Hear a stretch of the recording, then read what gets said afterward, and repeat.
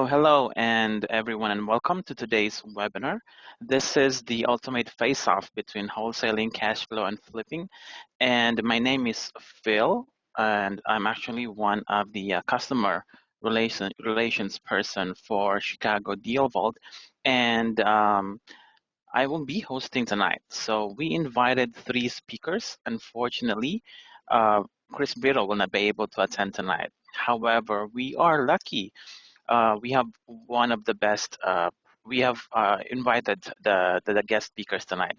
So allow me to introduce one of the guest speakers. We are lucky to have one of the best in terms of wholesaling. He's also the managing partner of Investors Title Services LLC, the title company by real estate investors for real estate investors. So he will bring a lot of ideas and experiences tonight. Friends, let me introduce to you Mr. Dan Clarton. Hello, Dan. Hello. Hello, and yes, also we would like to introduce another guest speaker who made success from mastery and had bought properties, turned into flips. She is the part owner of Cool Heat Cooling and Heating for HVAC. Friends, let me also introduce to you. Welcome, Miss Beata Vel. Yeah, hello everyone. All right, so we will give 30 minutes for each for every speaker, and you can also ask questions within that given time. So let me start with giving the floor first to Dan Clarton for 30 minutes. Hello, Dan. We can get started.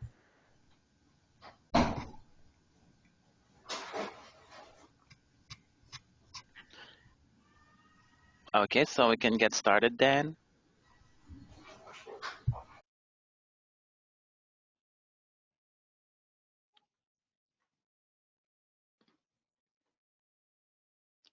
Hello, Dan. Can you hear me?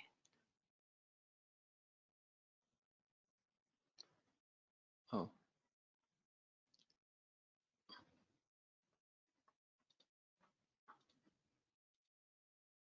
Hello, Dan. Can you hear me?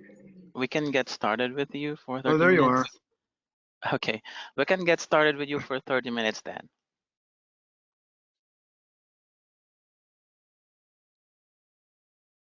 30 minutes. All right. So, wholesaling is really a quick way to amass cash by getting contracts under contract with sellers. And then, of course, the idea is that we want to move them over to a cash buyer. So, there's a lot of aspects about that I like because it gives you kind of the ultimate control. Because ultimately, wholesaling is really just one of the exit strategies for what to do with properties. But the whole idea of the off-market property acquisition, which is where it all starts, is where you will find the deepest discounts and the best deals available in real estate. Because by the time they get to the market's dictated by buyers. And that's why if any of you are making offers on MLS type properties, what ends up happening on anything that looks like a kind of a real good opportunity, it's always met with bring your highest and best offer, which means who thinks they can tighten up their margins the most, who thinks they can get the work done the cheapest in order to maximize the profit. Frankly, one of the strategies that we employ in our business is what we call wholesaling. So we'll find a property that we will buy at a wholesale price, and rather than assigning the contract or double closing, we'll just go ahead and actually close on that property. And sometimes we'll just clean it out, and then we'll turn around and list it, and we'll let the market, fight over it, for lack of a better description. So, that all sounds easy, but the truth is it took me probably almost a year to do my first wholesale deal. There's a lot of working parts to make those deals happen. And trust me when I tell you, it's not as easy as all the bell ringer podcasts and things of that nature want you to believe. Because we all know, and anyone on this call is smart enough to know, that if everything in life were that easy, then everybody would be doing it, wouldn't they? So I think the whole idea is just knowing that it's possible. We're not, You're not if you haven't done this, you're not attempting to do anything that hasn't been done before. It hasn't been done a lot of times by me and other people. But everyone's got to kind of find their own path because there's little nuances, particularly in our market, which is different than so many other markets. And it's why we open investors title services, because we work with wholesalers and we help get them to the finish line on these deals. We call it a title company, but the truth is it's kind of a borderline wholesale coaching company because we can't close deals that we can't help investors get assigned or get double closed or get through attorney review and things of that nature. So, if you have that type of a transaction and you need some help, we can be a resource to help you get it to the finish line. The other reason investors like working with us is because we're able to lower the closing costs by probably an average of $1,000 over where you might close anywhere else. So, there isn't any real good reason to overpay for closing if you're only going to get the same service. If there's some service that's going to provide more in anything in life, there's a difference between a $70 Gibson steak and the $22 porterhouse at Outback. But typically in life, when you pay more, you tend to expect more. And when it comes to all this closing stuff, there's people paying a lot more and they're not getting any more for the money. Rather than just ramble on about wholesaling, which I could do for hours, we have a pretty good group here. Is there anybody that has any specific questions that maybe I can answer? Or is there anything that you're doing that's not working and you're getting stuck that you think I might be able to point you in the right direction? Let's use this time to, maybe make the people on this call that are looking to do this or that are trying to do this a little better at that. Does anybody have any questions? Yes, I do. My name is Marlon. I just have a question. Does it make a difference whether you get your buyers list first or your seller, or get some sellers when you're starting out with wholesaling? Or should I do one or the other? So that's a great question, Marlon. And one of the things that's always difficult about this side of the business is that you're kind of trying to do everything at once. And I want you to picture the circus, if you will, where they take that 2x4 on the floor, and then there's like white sticks that are sticking up, and there's a whole stack of plates, and the clown starts spinning the plate on one stick, and once it's going super fast, then they start the second one and the third one, right? And I think what slows people down in the beginning is they're trying to do all the sides of the business, and when they're trying to do all the sides, they're not doing any of the sides. So I would tell you, I would spend all my time and all my energy on finding a good deal. And I would spend all my time and all my energy understanding what a good deal is. Because, people like to talk about, let's talk to sellers and how do we build rapport? And how does the conversation go from, hi, my name is Dan, to, if you'll sign right here, we'll get title ordered and get working towards the closing 2 hours later in someone's kitchen. That's the fun stuff to talk about. But, the reality is, for any of you that, have seen the movie The Karate Kid, anybody know that movie? Remember that movie? If not, I'll give you the quick snapshot. The snapshot is you got a kid that wants to fight and be in karate, and he has a guru or a master, if you will, and he has him waxing the car and painting the fence, right?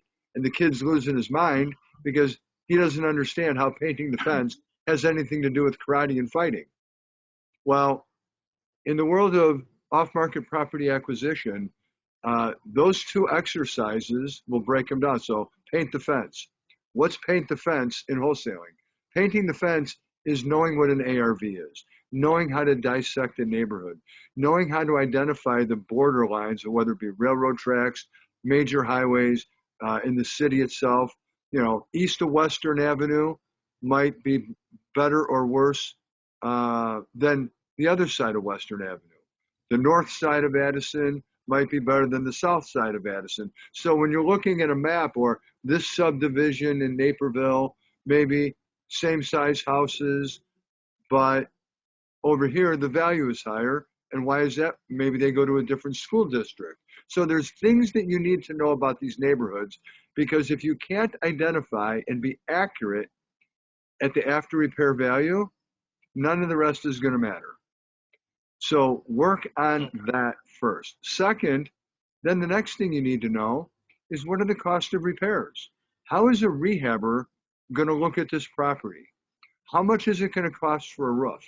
What's it going to cost to replace the kitchen, cabinets, countertops, appliances? Same with your bathroom. What's flooring going to cost? What's it going to cost to put new doors and casing and trim and base and shoe and all those things in the house? What does it cost to replace an asphalt driveway? All these kind of things are critical, because if you don't have the after repair value right, and if you don't have the cost of repairs right, I don't know what the point of even getting a contract is, because the contract undoubtedly always seems to end up too high. And somebody called me today about a deal. They said, man, I go, I'm having a really hard time, finding a buyer. And I forgot the property address. It was in the city. I said, how much do you have it under contract for? He said, 20,000. I go, how much are you trying to sell it for? He said, 40. I go, how many people have seen it? He goes, well, I sent it out to my buyers list of about 150 people. I go, yeah, how many people actually went to go see the property? And the answer was 3. And I go, okay, well, so what those 3 people were telling you non-verbally is that $40,000 wasn't the right price. Because if that was a good price and a good property, somebody would have snapped it up. We've had properties that have evaporated as quickly as 3 hours. And when I say, evaporated, I mean committed with a $5,000 non-refundable earnest check. Because when the numbers are right, people are ready to take action.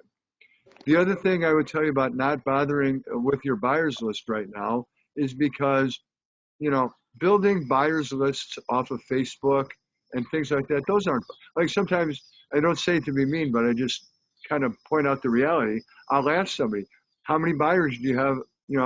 Tell me about your buyers list. They go, I have 150 buyers. I go, how many wholesale deals have you done? They say none. They go, I hate to break it to you, you don't have any buyers. Because email addresses off of Facebook, that's not a buyer's list. A buyer's list are people that you know that close and that are reliable and actually come through. Beata, for an example, bought a deal we had in Lansing. Yeah. We know she's legit. We know she's a real investor. We know she has money and resources. So inviting her to come see a property, that's a legit buyer, right?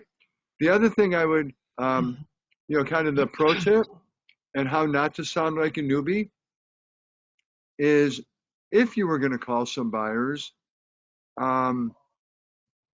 we get these calls at the office from time to time, because I know there's probably some coaching programs out there saying to call buyers and ask them for their buying criteria. Has anybody thought about doing that?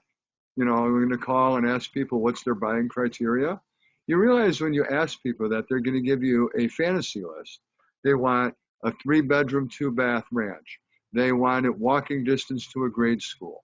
They want it walking distance to the metro train station. They want, they're going to give you a list of things. And I can tell you, having wholesaled into the hundreds of houses, I don't even have the audacity to ask somebody, tell me what you're looking for, as if I'm actually going to go find it, because it just doesn't work that way. So the other reason I would say not to do that is because if somebody told you they want 3-bedroom houses, what if you had a 2-bedroom house under contract? Would you send it out to them? Mm-hmm. Probably not, right? Because you don't want to risk making them mad. They told you they want 3-bedroom. So why would you send them a 2-bedroom? Right. That's why you don't ask people what they want. You send them what you have and let them decide. Because from the time you ask somebody to the time that they might actually buy something from you, frankly, their criteria might have changed. So, maybe they, have a work crew that they need to put to work and they don't normally buy a 2-bedroom house. But if you have a nice 2-bedroom house in the right area, they might be willing to buy it. So, I used to have a pastor that used to talk about inviting people to church, and what he'd say is, don't don't don't say people's no for them. You make the invite and you let them decide to say no. Don't say, I'm not going to ask, Marlon. He wouldn't want to go. So I would say the Right. same thing with properties. Don't eliminate potential buyers because you don't think they'll buy. So why I would tell you to spend all your time finding a property is because that's super hard. It's super hard to find the right motivated seller that's willing to sell a property at the price that's not only going to make sense for a cash buyer, it's going to have to be at a price even better than that if you expect to leave any money for a wholesale fee in the middle of that. So if you spend all your time and energy on that, the beauty of that is if you actually have that deal, there's resources and people like myself that you can certainly call, and we JV with people on a fairly regular basis because we have buyers. So, if you're spending half your time looking for buyers and that's prohibited you from actually getting a property under contract, you can't sell properties that you don't have. So I would say start with inventory first and worry about buyers later. Does that make sense? Yes, it does. It does. Thanks. I appreciate that. Have you been going on any appointments with sellers? Well, I just got started. I haven't made any type of appointments yet, but I just wanted to know.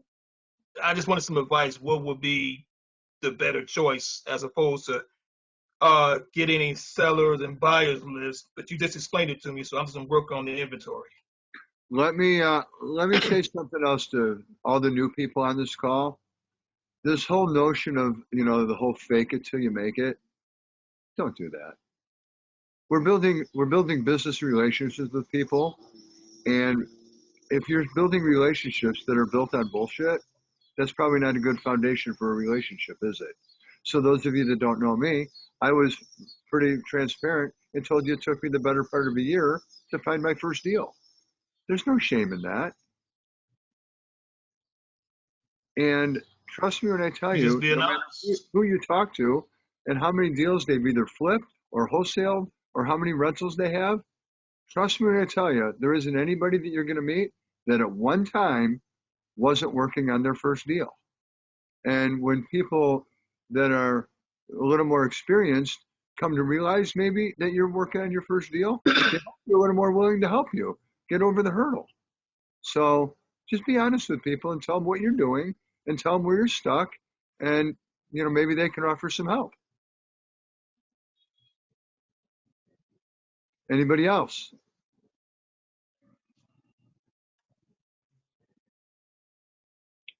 No questions about wholesaling? Is It's any me again, tomorrow. I have one more question. good?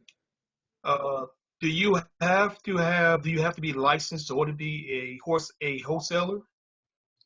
That's a great question. And I'm glad you asked because there's a lot of misinformation flying around on this exact topic. It'll be 2 years. Well, it is 2 years. 2 years. It was in August. We held a meeting. My business partner Joe Mueller and I held a meeting at the Airport Westin Hotel on River Road. About 150 investors came, and we held that meeting because there was a new law that had just went into place, talking about the fact that you could do two. Well, if you did two or more wholesale deals in a 12-month period, you had to be licensed.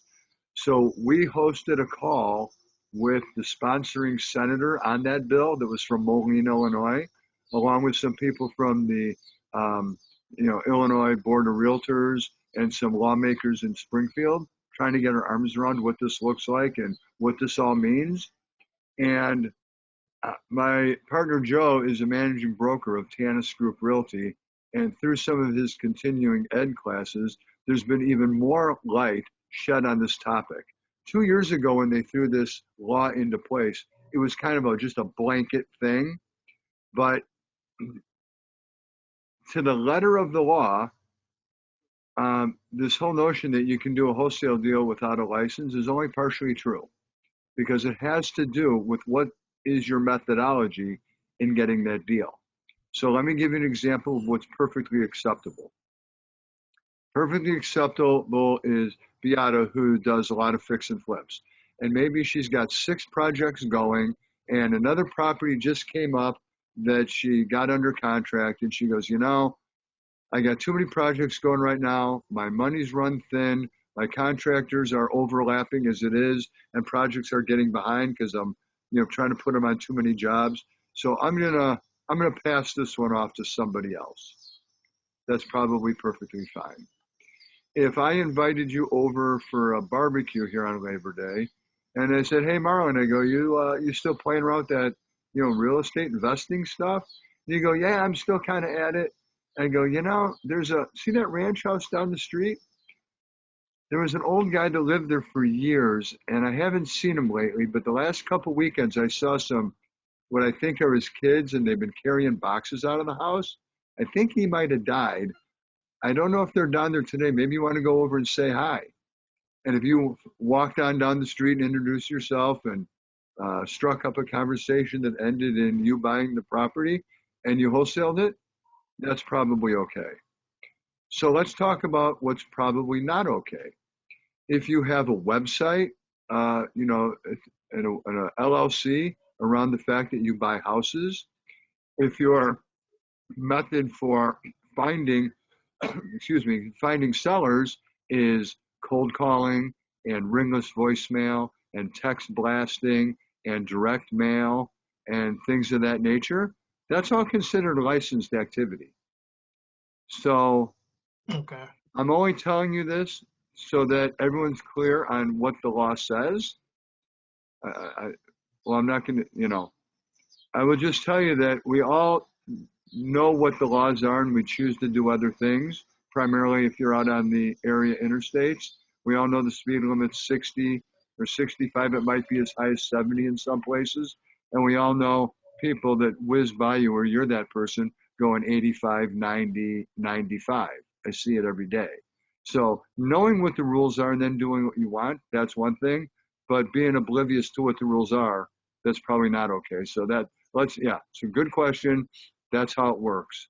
And the other thing that blows away some wholesalers, particularly that have been at the game for a while, is that what I'm going to say, the old days prior to 2 years ago, if you made a $10,000 assignment fee, guess how much you got to keep? $10,000, right? But at the point where you're licensed, and this is a licensed activity, now you need to hang your license with a brokerage. And when you're holding your license with a brokerage, depending on the brokerage, but there's going to be a deal split percentage-wise for anything that you do in real estate. So whether it's a listing or not a listing, whether you got the property off market or whatever, your managing broker is a part of anything that you're doing. So whatever that percentage is that you worked out, and if let's just pretend it's 70-30, so if you get a $10,000 assignment fee, you're going to get 7, not 10. So that's just the way it is. Now, in terms of being a wholesaler and talking to a seller, what's the difference between being licensed and unlicensed? I can tell you that I can't point to the fact that my job got any easier or any harder because I was licensed. The difference is disclosure. So right off the bat, I have to disclose to sellers, usually on the first phone call, that, hey, by the way, I am licensed, not necessarily looking to represent you, not looking to list your property per se. I'm primarily looking to, buy a property for my own personal consumption, if you will. But you have to tell them that you're licensed. And so how might that play out in a conversation? In the past, I'd go to someone's house and I'd say, hey, how much you looking to get for the house? And they go, well, what do you think it's worth? You're like, you're in real estate, you buy houses, You got to know what it's worth. And when you're non-licensed, you can kind of be a politician, which rhymes with answer the question, but you're not answering the question. So in the old days, I might have said, well, I mean, by the time we redo the kitchen and bathroom and put flooring and redo the driveway, it probably can be worth 185, maybe as high as 190. But I didn't really answer the question, did I? When you're licensed and someone says, I don't know, Dan, I mean, you're a realtor. What do you think the house is worth? Then I have to say, well, in as-is condition, the way it sits right here, right now, if we listed it, we could probably sell it for 85, maybe 90. For my purposes, I'm willing to buy it and I'll pay cash for it and I'll buy it as is and we'll do it pretty quick and things of that nature. But for me to do those things, I wouldn't be able to be anywhere 90. I'd probably have to be closer to 65 or whatever, the number that you might want to buy it at is. And you would think that that would be a deterrent. And it's crazy that it's not. We have a property right now, we're working with a seller that we told the seller flat out they could list it for X amount of money. And they just didn't really want to do it. They wanted, I think we told them they could sell it all day for probably 150, and our offer would be 115. And they came back and said they'd take the 115. And we told them, they go, you realize that all we're going to do is buy this, and then we're going to list it because you didn't want to? They go, yeah, that's fine. I just don't want to deal with it. So you'd be surprised what people are willing to do. Okay, thanks. I think the real key to this is it's a numbers game. The more people you talk to, the more phone calls you make, the more bandit signs you stick in the ground, the more letters or postcards that you mail is really going to just increase your likelihood of actually finding a deal. And what does it take to do that? It takes consistency and persistence. But it's definitely doable. And there isn't anything special about me that anybody on this phone or on this call can absolutely do it. I'm sure of it. All right, sounds good. Thank you. I appreciate that. Is there anybody on this call that's tried to get a deal and has fallen short and maybe want to break it down and try to figure out where it might have went wrong? Thanks, Dan. We also have one question in chat. It's from Abelardo. Are you able to see it? Let me look here.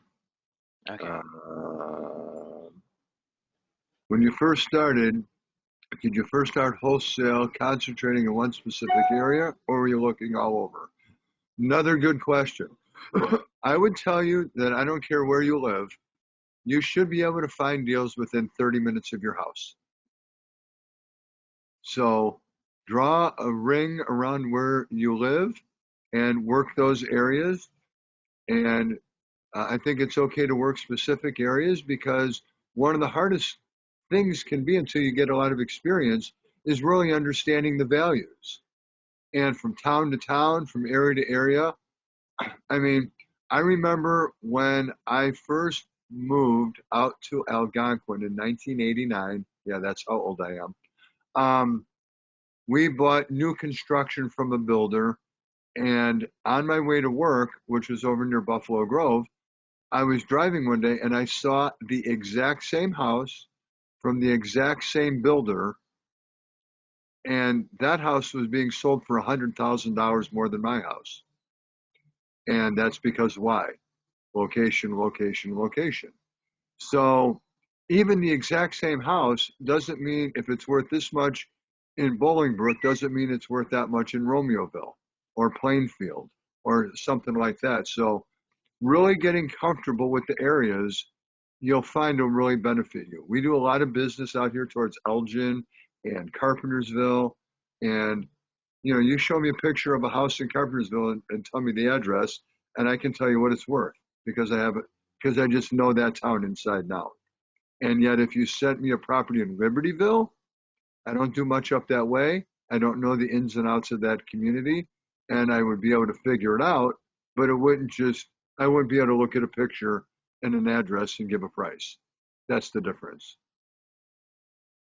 So I would say farm a field, find an area and be a farmer. Okay, Dan, I have a question for you. How are you? Great. Okay, so I'm a little bit confused about the wholesaling process here in Illinois. So are you saying that that me as a wholesaler, I cannot contact an owner and say that I'm buying their property? Sure you can. Sure you can. Okay. Yeah, and this whole, let me just be clear about something else too. Just because this is a licensed activity, sometimes people ask me, well, I want to be a wholesaler. Should I get my license? And the answer is no. Not unless you can tell me that you love real estate and you want to be a realtor and you want to work on getting listings and you want to work on spending weekends driving couples around and showing houses. And if that's what you want to do aside from wholesaling, then absolutely go get your license. But if you're looking to get a license just for the reason of wholesaling, I would say wait until you do a wholesale deal, until you've completed every step of the process. And then after you've done that, then decide if it's something you even like to do. Because off-market property acquisition is really only 10% about real estate. It's 90% about helping people and helping people through a difficult time in their life, helping people maintain dignity when they're going through a rough spot. And, you have to have a special heart for this kind of thing. I've sat in people's houses and I've had grown men cry, women cry. It's upsetting. Let's face it, guys. No, we're not buying houses from people that want to sell houses. We're buying houses from people that have a situation that's causing them to need to sell their house. And there's a big difference. Because let's face it, who would knowingly, does everybody, I'm going to assume everybody on this call has a car. Would anybody care to sell their car for half of what it's worth for no good reason? Unless there was some urgent situation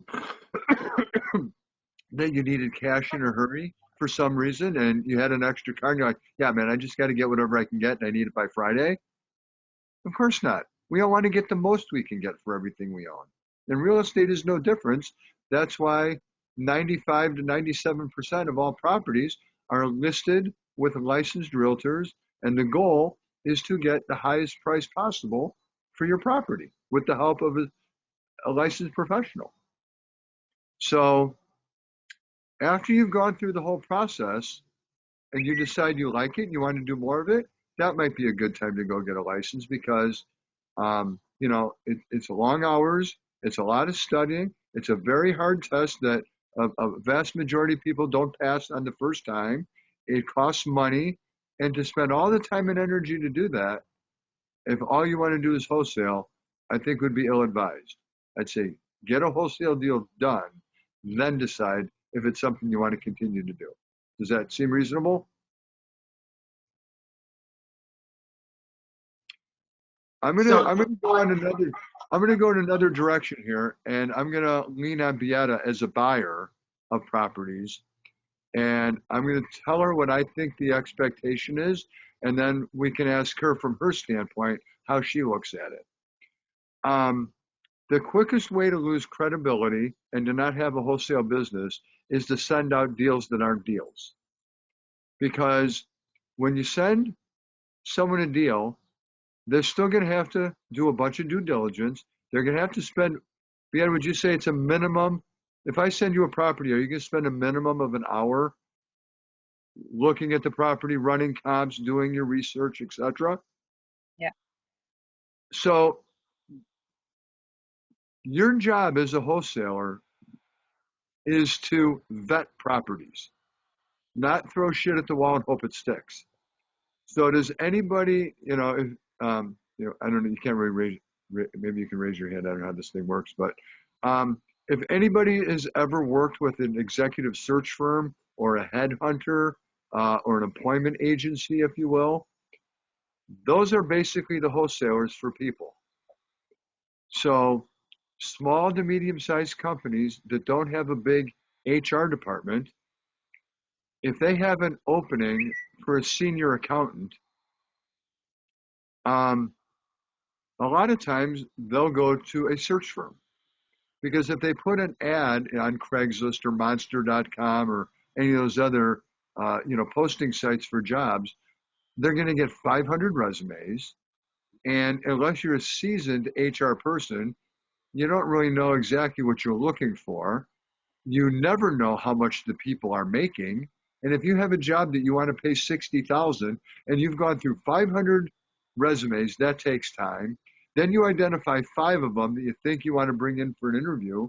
And then when you get to the salary part and you offer 60,000 and they're like, "Are you kidding me? I make 80 now. I wouldn't even think of leaving for less than 90."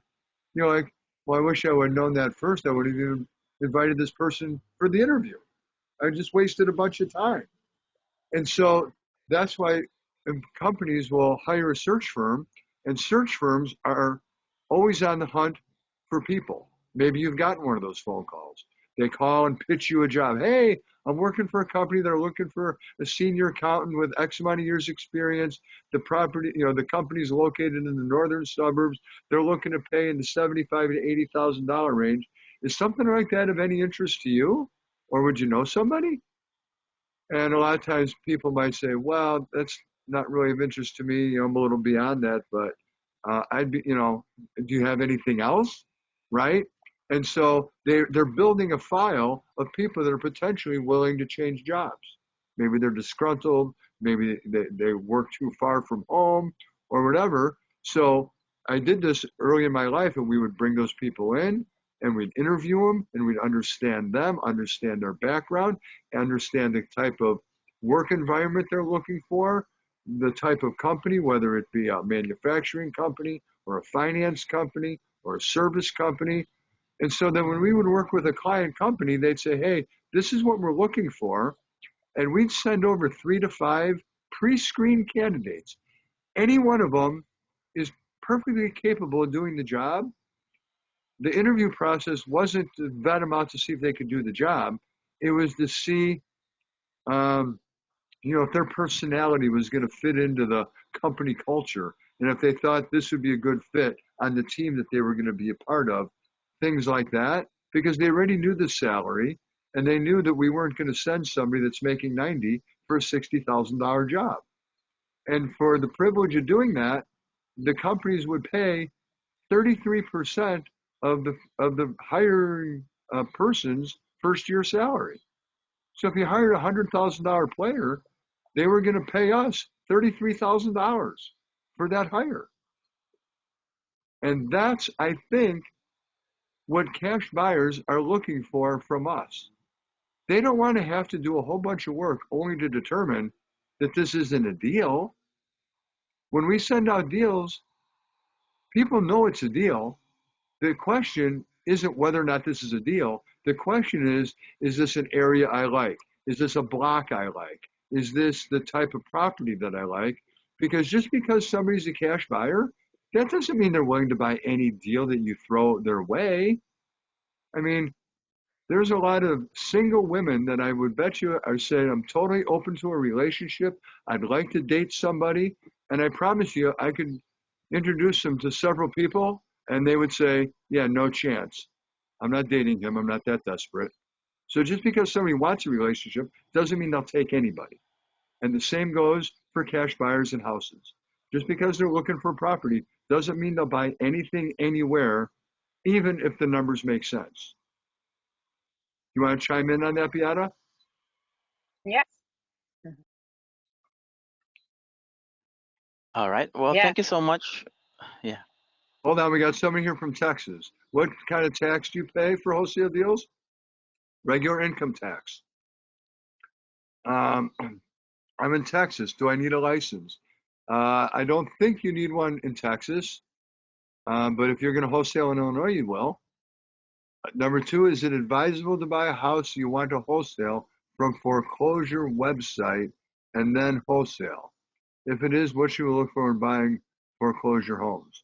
Well, you can work with foreclosure sellers. Again, the whole key is getting directly to the owner of the property. Think of it like your diet. You can eat Cheetos and Fritos and Ding Dongs and Oreos, and that's all yummy, but that's probably not very good for you. So the best foods for you are the things that come closest to the ground: fruits, vegetables, things of that nature, right? And it's the same with sellers. The more middlemen there are in the middle of anything, the less opportunity there is to get the absolute best deal and or the highest available profit. What are my strategies for getting possible sellers for new starters? I would say direct mail, because my experience is that most of the sellers that we deal with are in their 60s, 70s, and 80s. I have a property under contract right now in Zion. The owner's in his 90s in an old folks home, and I met the son who's 70 at the house to show it to me. And you have to understand the dynamics of different age groups. Young people, they're all about texting and technology, and older people, they don't respond so well to that. I mean, middle-aged people hate being cold called, and old people absolutely hate it. And one of the things that old people seem to respond to is direct mail. So within direct mail, there are all sorts of lists. Many of them are available right in ChicagoDealVault. And there isn't any one list that's better than another necessarily. What we're looking for is motivation, and we're looking for is a time frame in which they're looking to get a deal done. And the combination of those two things is what leads to a deal. When you're talking to somebody, they're like, well, I mean, like I'll ask them about the house. They'll say, hey, sounds like a nice house. Why would you want to sell it to me or anybody for that matter? And then you listen real closely to what the reasoning is for why they want to sell it. Then that's followed up with, what's your time frame on this? Is this something you're looking to get done in, say, the next 30 days? Or are you thinking more like 3 to 6 months, maybe even 6 months to a year? And you'll hear people say, well, we're in no real hurry. And when they say we're in no real hurry, that rhymes with this probably isn't going to be a deal, because there's nothing forcing them to make something happen. And people that have nothing but time on their hands, they can wait it out and wait for the best possible option. And people that have time, listing is always the best option. The people that sell to us are the people that are willing to give up some equity in exchange for speed and convenience. That's our value proposition. Where can you get buyers fast? I would say, don't worry about finding a buyer right away. Be involved in RIA groups. Be involved with other investors. And if you know somebody that is in those groups that's a buyer, present the property to them. If you know any other wholesalers in your market, wherever you are, you might want to call them and say, hey, it's kind of like, when the teacher checks your work, go, hey, I think I have a deal here. Do you mind taking a look at it and see if I actually have something here? That can save you some embarrassment, because you don't want to send out deals that aren't deals. I know some buyers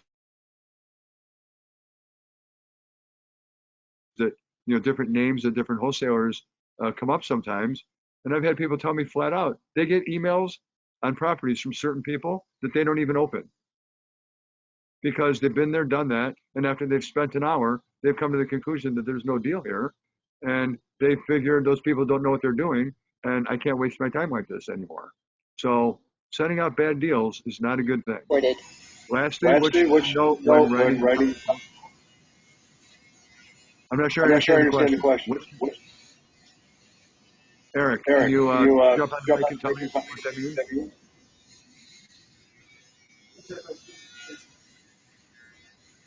It's Eric. Oh, there's Eric. That wasn't me talking. It was someone else. Oh, well, the question is, Eric, to everyone. The question was, what should we note when writing a possible wholesale deal with a seller? Well, I'm not sure what you mean by what should we note. Okay, yeah. So when you're actually getting the property under contract, there are actually some things you need to note, like include in the contract. So that's exactly what I mean by what we should note. Like, if you're actually going to get someone to say, okay, I'm going to get you a buyer within 30 days, what should be in that contract? That's what I mean. So I'm going to put down my email address in here.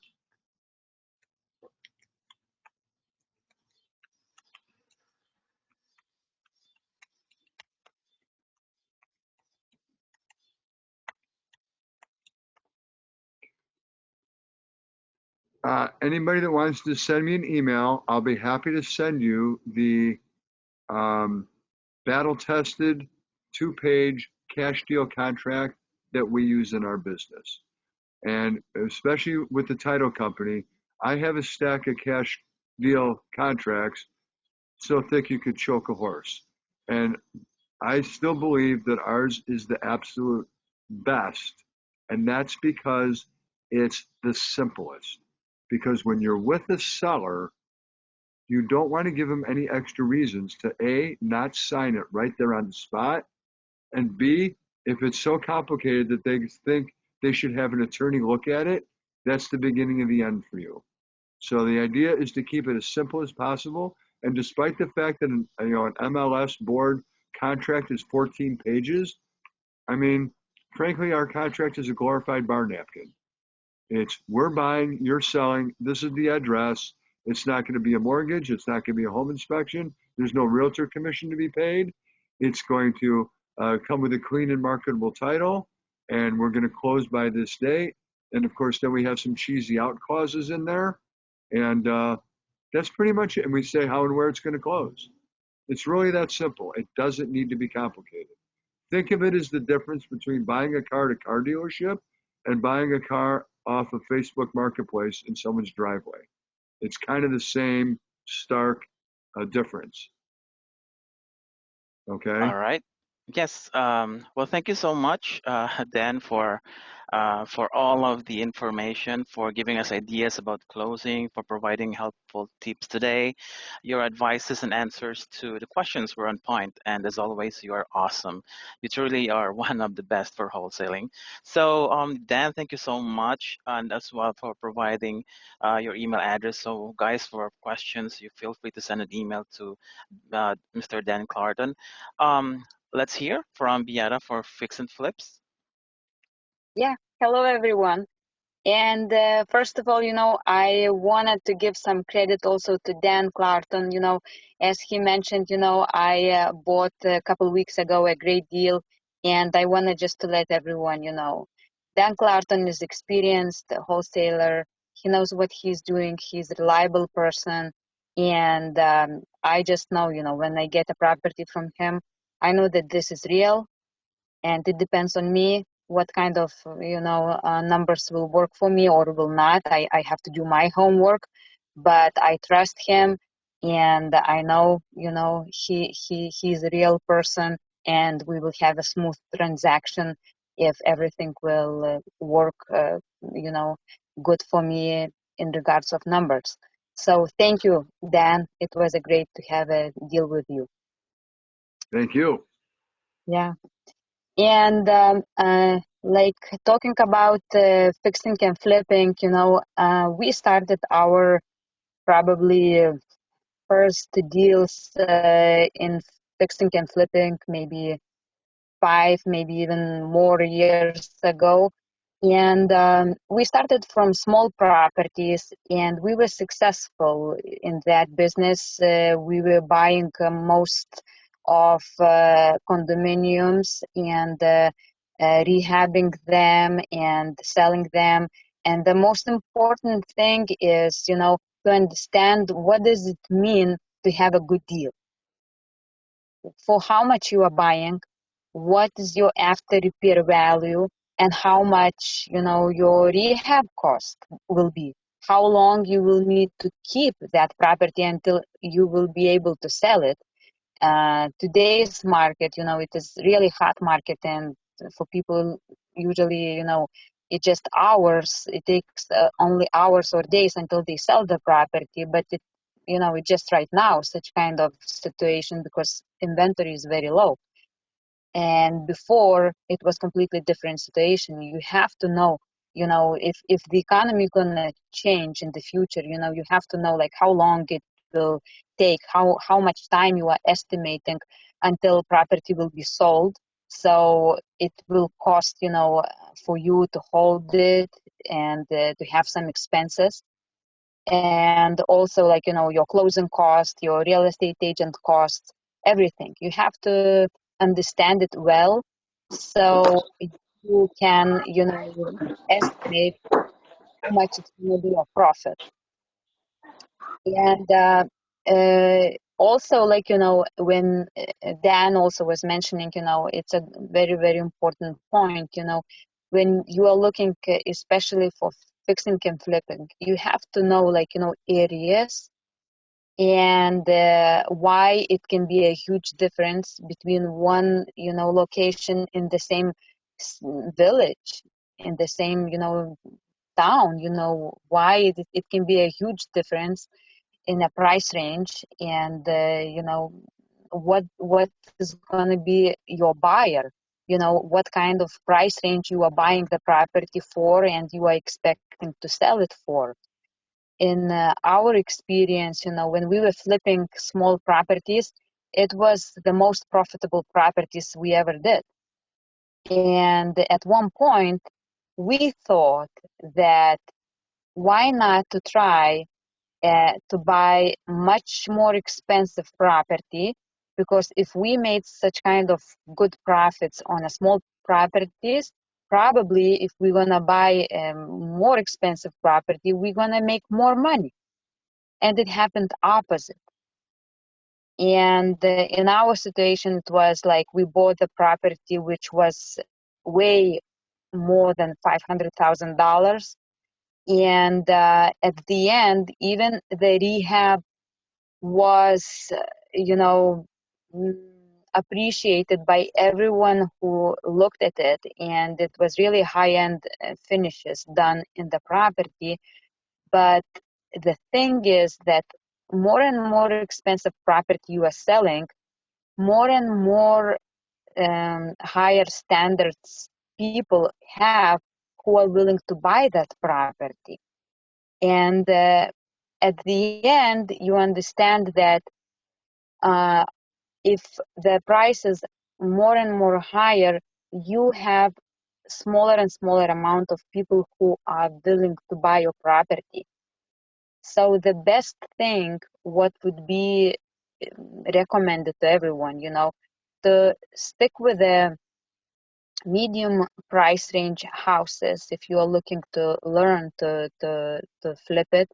With condominiums also in a medium price ranges, it means like, 200, 300, 350,000, 400 maybe max, but don't go more than $500,000, houses which is you are trying to sell.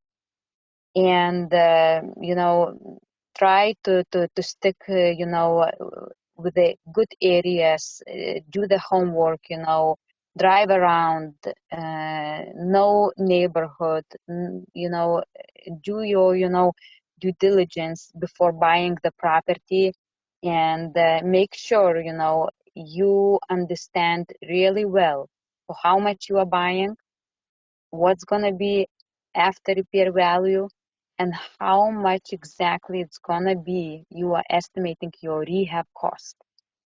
And smaller properties you have, smaller surprises you will have.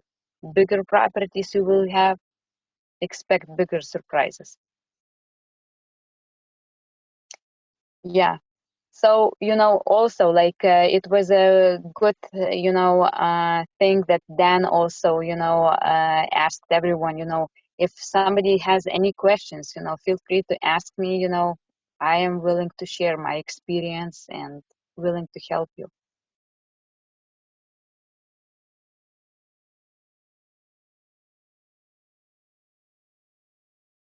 Yes, for those who have questions, feel free to unmute yourselves. You can also type in chat for questions. We have at least 5 minutes more for your questions.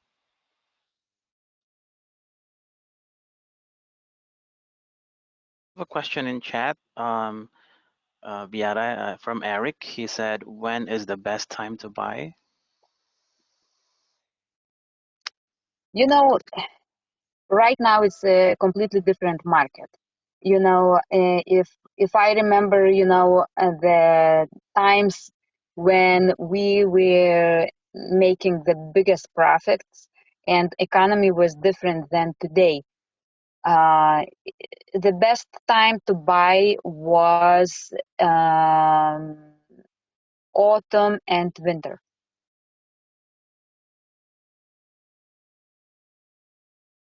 And hold on, I mean, Beata, let's tell why. And at least in my opinion, the best time to buy on our end is in near the holidays, because that's when the market really slows down. And when people need to sell, we can be there for them. But for a rehabber, the best time to buy is November, December, January, because depending on the size of the project, they get that project done and it's ready for the spring market, Yeah. right? When people want to sell me a house in May or June, July, I have to buy it extra. You know, I tell them I have to pay even less for it this time of year, because while people think the spring and summer market is the good time to sell, that's true if you have a finished nice house. When you're buying a project house, if you buy it in late July or early August and you don't get done with it till November 3rd, it's going to be a lot tougher to sell a property through November, December, January, and even February in Chicago. Yeah, it's completely true. Yeah. And you know, if you are still trying, like today, maybe, you know, you will be lucky because economy is like very hot, you know, and it's the prices are very high. So maybe you will be lucky to sell it even if it is December or January. But in normal economy, you know, like you will get a better price if you're gonna be selling like, you know, March, April, and May, you know. So you have to understand when you are flipping, you know, what season for you is the best for selling. So if I am estimating my rehab, you know, it will take 3 months, 4 months, you know, whatever it is, you know, you have to buy in advance to be ready for the spring market, you know, for your property to go. All And right, perfect. Thank you so much, Beata. We will have to entertain one more question. Please feel free to unmute yourselves or type in chat for additional question. Hey, let me just jump in here for the new time flippers. You know, and if I'm saying anything wrong, Beata's done way more flips than I'd ever thought about doing.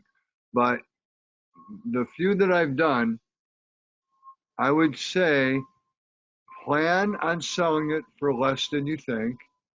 Plan on it costing more to do all the work than you think, and plan for it to take longer to do it all than you think.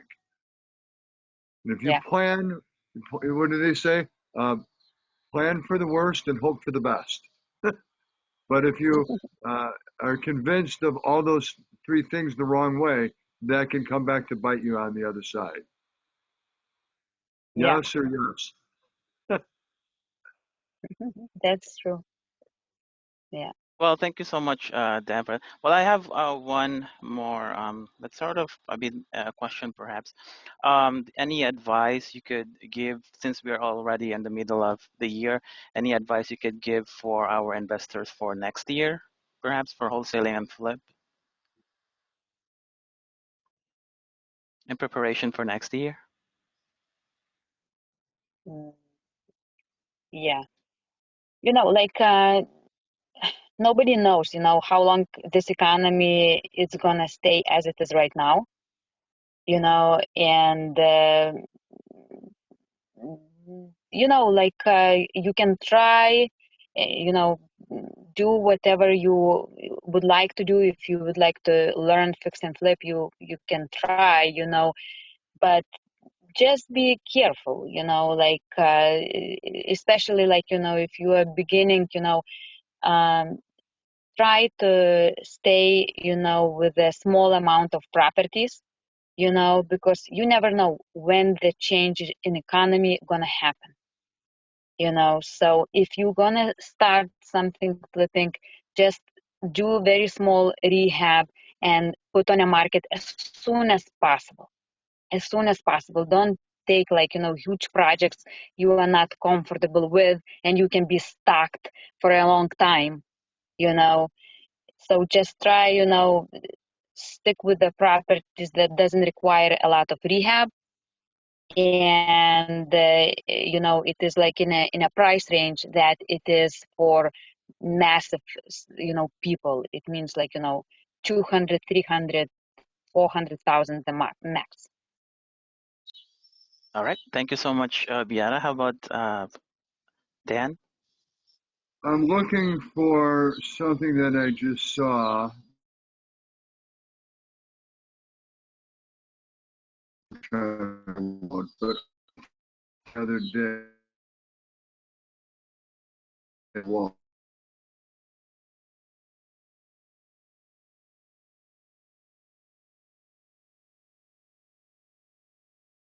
Hello, Dan. Can you hear us?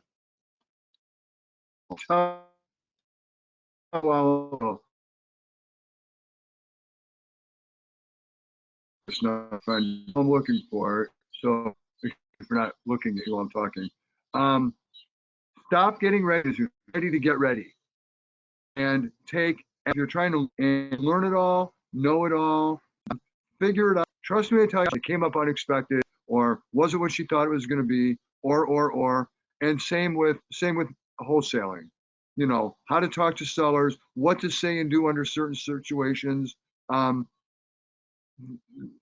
you know, it's you're always learning, always growing, always evolving, and the sooner you get in the game, the better it's going to be. So there's no good reason to wait. And the thing I was looking for, and I guess I'll just have to kind of paraphrase it, but it was like, you know, the way people look at risk stuff, they look at it backwards. Um, you know, actually, you should be taking your biggest risks the older you get because the cost of inaction is higher. When you're young, you got plenty of time to, you know, make things happen. And as you get older, you're running out of time. And so inaction and not doing things, um, every day that's getting away from you is you're one day farther from getting where it is you want to be. So take action, decide you're going to succeed, and have some grit and tenacity, and don't quit until you get there.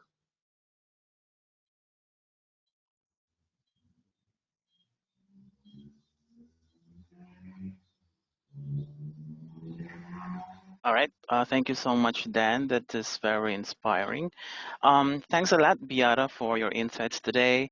Your story, how you started and was able to scale up your business, is such an inspiration. I am sure our attendees today have learned a lot from you. Hearing from someone who did it is really a plus, especially for those who just started. And from Chicago DealVault, I would like to thank both of you for being our guest speakers tonight. Let's give a hand for Beata and Dan for having us tonight as our guest speakers. We are very much honored to have you both, and thank you. As well as for our attendees, thank you as well, and may we have a good evening for the rest of Yeah, tonight. seriously, But let's give a big shout out to all the attendees. I mean, let's face it, we don't have beautiful weather in Chicago year round, and the fact that you would take time on a beautiful summer night to be trying to learn and grow and expand your horizons, that says a lot about who you are as people, and I'm impressed. Well, thank you so much, Dan. By the way, for those who don't have access for Chicago DealVault, we are giving 30 days free trial. This is how the system or the portal looks like. You have access to MLS properties, Power Search, My Deal Alerts, off-market properties that we categorize into these categories here. This is how the properties would look like for everyone who doesn't have information about it yet. By the way, Biara, I was not able to ask, how do we contact you? Are we able to provide your contact details in chat? Oh yeah, definitely. We have like a heating and cooling company, and we install furnaces and AC units. We do all kind of repairs, and also like we work with ductwork. So if it is like a brand new construction, we build all the ductwork and plus all equipment, furnaces, AC units. So anything related with heating and cooling, we are happy to help everyone, and feel free to contact us by phone number 630-999-9787 and 630-999-9787. All right. Thank you. I posted your phone number and details in chat. So, guys, for everyone who needs HVAC assistance, feel free to reach out to Biara. Contact details now provided in chat. And by the way, I would like to invite you as well to our inner circle groups. We have inner circle meetings every Sunday. That's 1 p.m. And Hugo will be hosting that for the inner circle meetings. We have cash flow inner circle and wholesale inner circle. I also provided in chat the link for you to know more about it. So the Joel for Chicago DealVault, that's free for 30 days. After 30 days, you can be charged for 140 for monthly. So feel free to avail the 30 days free trial so you know how it works, and we'll have free training. Again, everyone, thank you so much for joining and attending today's webinar. We have tons of information received coming from Beata and Dan. So at this point, we will be ending our webinar. And again, enjoy the rest of your evening. Have a good night. Bye-bye. Good night. Great Good night. job, Yeah. Phil. Thank you. Bye-bye.